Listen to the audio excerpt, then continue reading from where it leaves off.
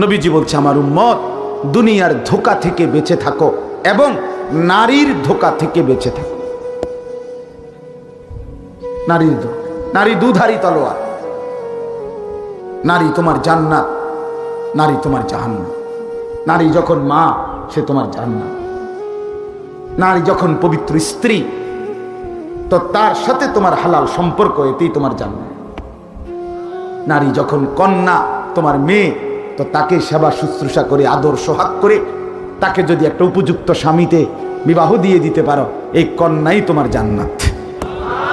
নারী যখন আপন বোন, এই বোনকে যদি লালন পালন করে তার ইজ্জত আবরুর হেফাজত করে তাকে উপযুক্ত পাত্রে বিবাহ তুলে দিতে পারো, রাসূল বলছে কুন্না লাহু সিতরাম মিনান নার, তোমার বোন তোমার জন্য জাহান্নামের বাধা, জাহান্নামের প্রতিবন্ধক, জাহান্নামের আড়াল। অর্থাৎ এই বোন যেন দাঁড়িয়ে তোমাকে জাহান্নাম থেকে মুক্ত করে দিবে। দুধারী, দুধারী।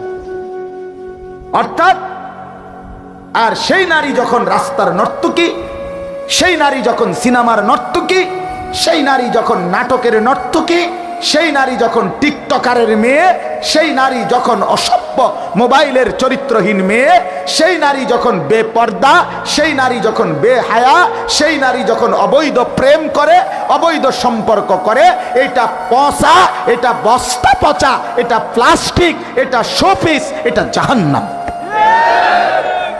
নারী দুধারী, হয় গড়ে না নষ্ট, হয়তো জান্নাত এনে দেয় না তো জাহান্নাম এনে দেয়। এই জন্য রাসূলুল্লাহ সাল্লাল্লাহু আলাইহি সাল্লাম বলছেন, ইসলামের সীমারেখা মেনে চলতেই হবে, নারীর ধোঁকা থেকে বেঁচে থাকো। ফাইন্না আউওয়ালা ফিতনাতে বনি ইসরাঈল কানাত ফিন নিসা।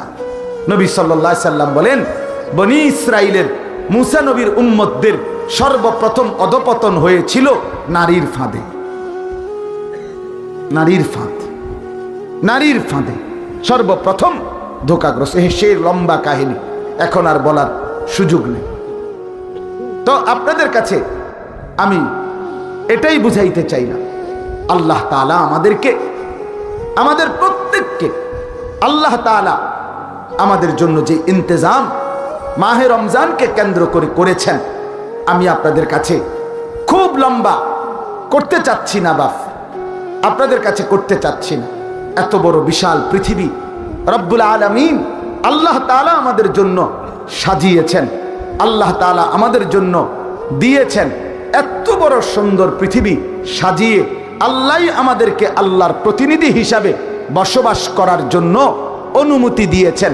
কাজেই আমি এই রাত গভীরে আপনাদের সবার কাছে, জওয়ান ভাই, আমার মুরব্বী বাবা, পর্দার আড়ালের মা বোন, সবার কাছে আমার মূল আবেদন, আপনারা আমরা প্রত্যেকেই এই রমজানকে টার্গেট করে, আগত রমজানকে টার্গেট করে আখেরাতকে প্রাধান্য দিয়ে জীবনটা নতুন করে আরেকবার আখেরাতের রঙে সাজাবার প্রস্তুতি নেন।